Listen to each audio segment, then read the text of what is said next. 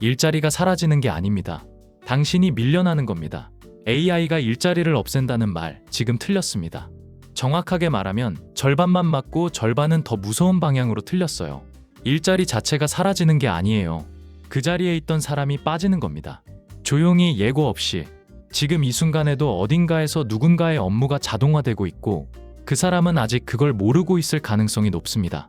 오늘 끝까지 보시면 왜 이 문제가 AI 얘기가 아니라 생존 얘기인지 보이실 겁니다. 본격적인 이야기 시작하기 전에 구독과 좋아요 한번 부탁드립니다.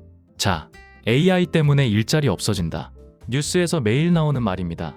근데 이 말이 실제로는 틀렸어요.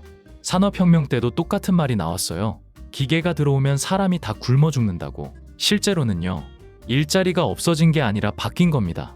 전화 교환원이 사라지니까 콜센터가 생겼고, 사진관이 줄어드니까 SNS 마케터가 생겼어요. 그러니까 AI도 마찬가지 아닐까요? 겁낼 거 없는 거 아닐까요?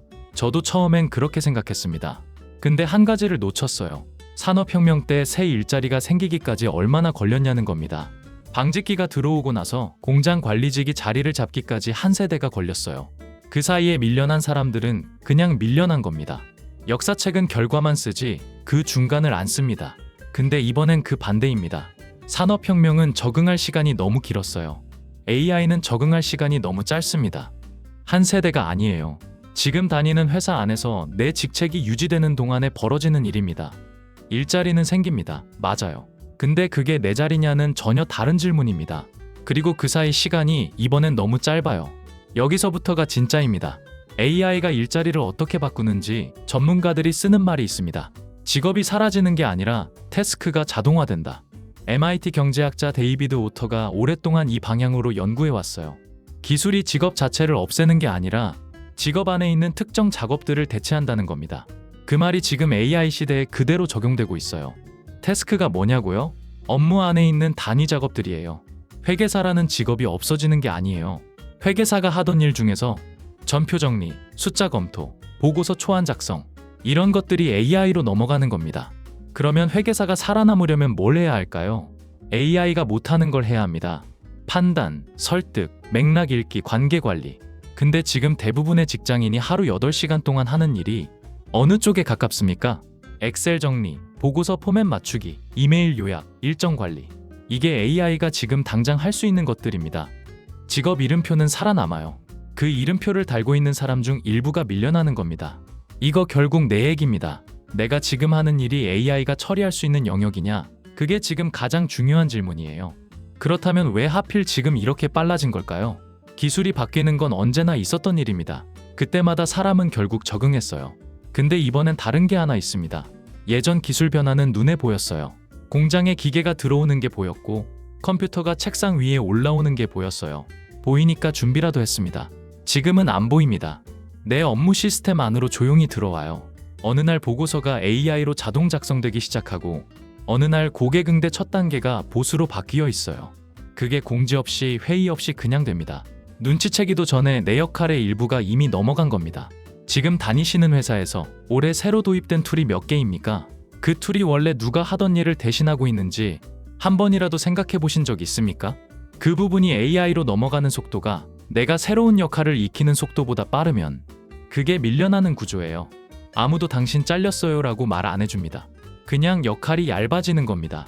공장 자동화 때 라인 밖으로 나온 사람들이 처음부터 나 잘리겠구나 한 게 아니에요. 어느 날 라인이 줄어 있었던 겁니다. 지금 그 장면이 화이트 칼라 세계에서 벌어지고 있어요. 훨씬 조용하게, 훨씬 빠르게. 다음 이야기가 오늘 핵심입니다. 뉴스에서 AI 일자리 이야기 나올 때마다 꼭 두 진영으로 나뉩니다. 없어진다 아니면 더 생긴다. 둘 다 맞습니다. 그래서 둘 다 답이 아니에요. 진짜 질문은 이겁니다. 내가 살아남는 쪽이냐 밀려나는 쪽이냐. 같은 직종 안에서도 갈립니다. 마케터도 변호사도 개발자도 같은 이름표를 달고 있어도 어떤 업무를 하느냐에 따라 결과가 완전히 달라져요. AI를 도구로 쓰는 마케터와 AI가 대신할 수 있는 작업만 하는 마케터. 지금 당장은 차이가 안 보여요. 근데 2년 뒤, 3년 뒤에 이 차이가 가시화됩니다. 체감은 이미 채용 시장에서 시작됐어요. AI 관련 업무 경험을 우대하는 공고가 늘고 있고 같은 직군 안에서도 그 유무로 협상 분위기가 달라지기 시작했습니다. 아직 숫자로 크게 드러나진 않았어도 방향은 보입니다. 한 줄로 번역하면 이겁니다.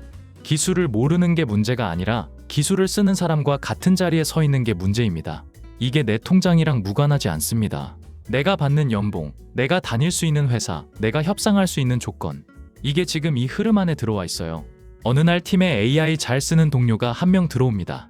그 사람이 하루에 처리하는 양이 3배가 돼요. 회사는 이제 나머지 2명이 굳이 필요한지 생각하기 시작합니다.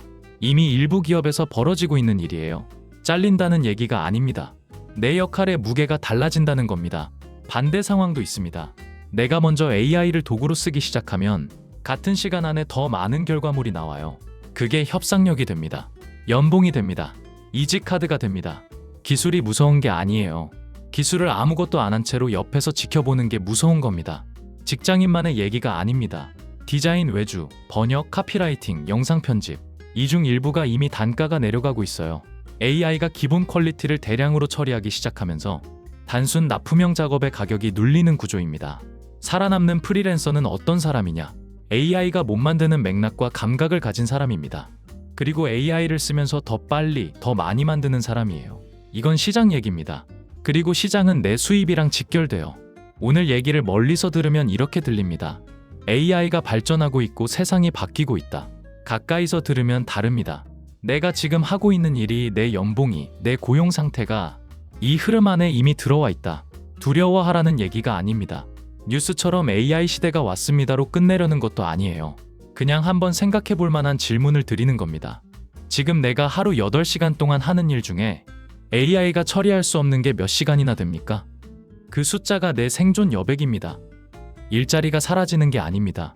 대체할 수 없는 이유가 없는 사람이 밀려나는 겁니다. 이상 돈의 속마음이었습니다. 고맙습니다.